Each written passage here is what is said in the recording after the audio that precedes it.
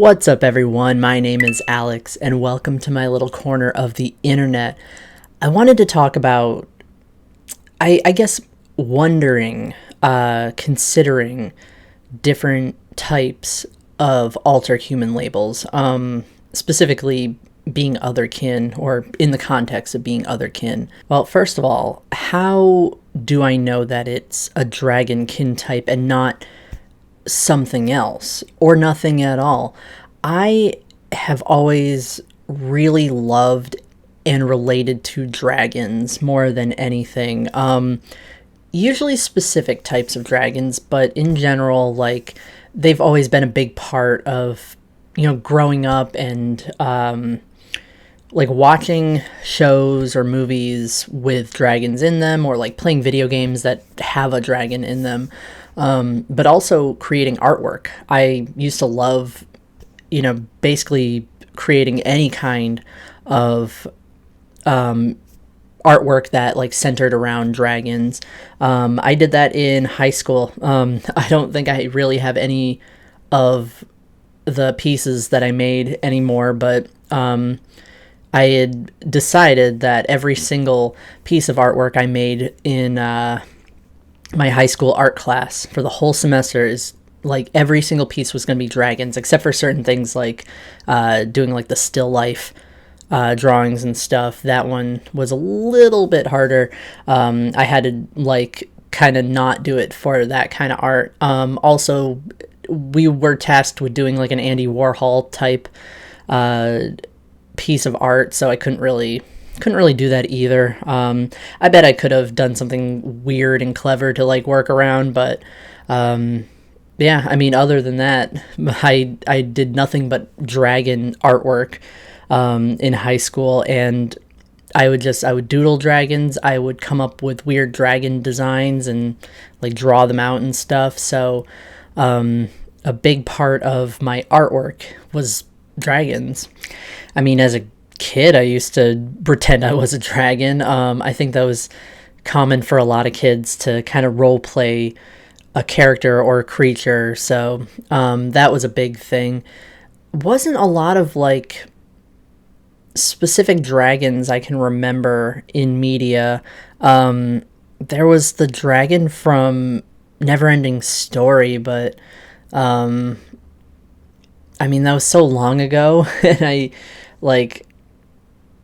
don't remember seeing that movie more than a handful of times, because the scene with the horse and the like mud pit or whatever like scared me too much.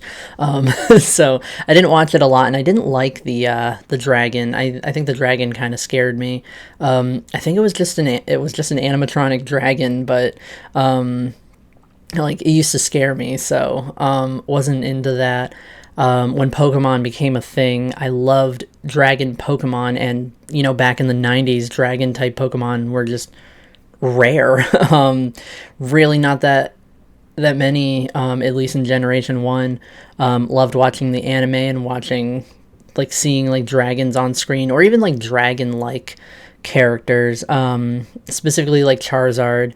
Not a dragon type, but very draconic in his design, so I decided like Charizard was one of my favorite Pokemon, and he still kind of is. I like him a lot. I feel like the biggest indicator that like this is a dragonkin type and not something else is that when I'm in Headspace, I take a draconic form. I have like an astral dragon form in Headspace in order to travel from place to place, so that's like, it feels more me than anything else. It doesn't, like, I've considered other kin types, but it just, nothing seems to really fit me. So what about otherheartedness? That's when you basically feel like you are emotionally, spiritually, mentally attracted to, you identify with a particular species or character or concept on such a deep level that it's basically part of your identity. I can't say that otherheartedness is voluntary. I think that there are some involuntary aspects, like you see this thing and you relate to it on a very deep level, and you're like, oh, that's me, but it's more like that's just like me. You don't literally identify as the thing.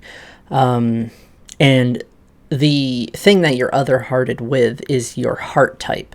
I don't think there's another word for it. I think it's heart type. I mean, I might have a heart type in different species, but I think it's, my headmate Avery's personality and experience kind of bleeding into my own. So I don't think it's really me that experiences other-heartedness. But I mean, if I did, I guess there's a handful of creatures I can think of, like deer, I guess, or I don't know, cats. I really have like a huge fondness for cats.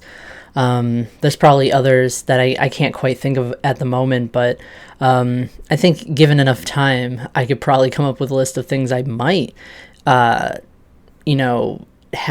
like an other-hearted experience with. But the dragonkin type is definitely not a heart type.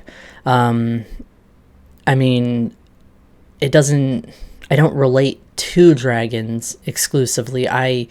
It feels like that is me, literally me. There's also the term coping link. That is somebody who, it's like other-heartedness, but as a method of coping, basically.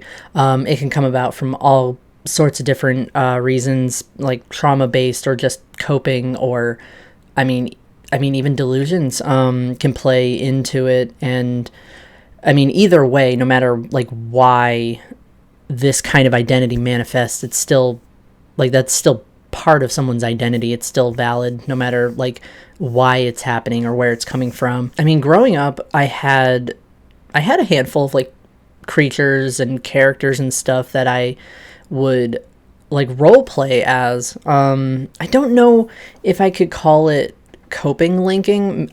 Maybe it was, like, as just like a childhood trauma kind of coping, but I mean, I didn't know what it was. I just, I would kind of take on what you would call a link type nowadays, and like role play as it, decide like that's what I am, and like, act out like what that character or animal would do. Role playing was definitely a huge thing for me, and I don't think I realized that a lot of the time I role played to cope. I mean, once I became like involved online in forums and chat rooms and stuff, like role playing was a huge thing for me, especially role playing as a dragon. But I think that's just kind of normal, even if like that identity is literally you, not just something that you're role playing as to cope. I don't think I have link types nowadays, though. I don't think there's anything I can really consider being a link type. I don't think that like I don't think I experience that kind of thing. But if I do need to cope, that's where I escape into headspace. I dissociate. Like if I need to cope, I have methods of coping that aren't coping linking. So I guess that's pretty much it.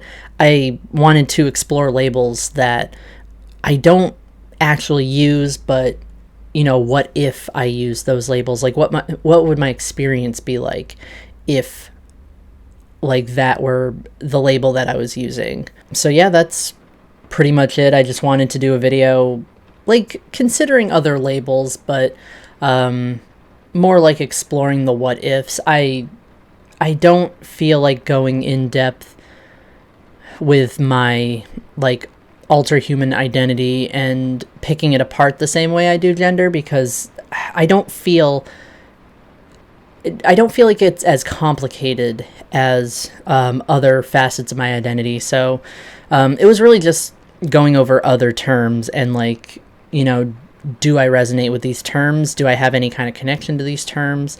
Have I had any past experiences with these types of identities without even like realizing it? I'm just looking at what is next on my list. It's probably another pretty short video for next Monday. I'm going to talk about personas and OCs and characters that I've written specifically, just specifically like non-human characters that I've written and used as a persona. It is raining really heavily right now, so depending on how loud it gets, I might not continue recording today, but that doesn't really mean anything, because either way you're going to get a video on time on Monday like you always do. So I am signing off for now. See you later.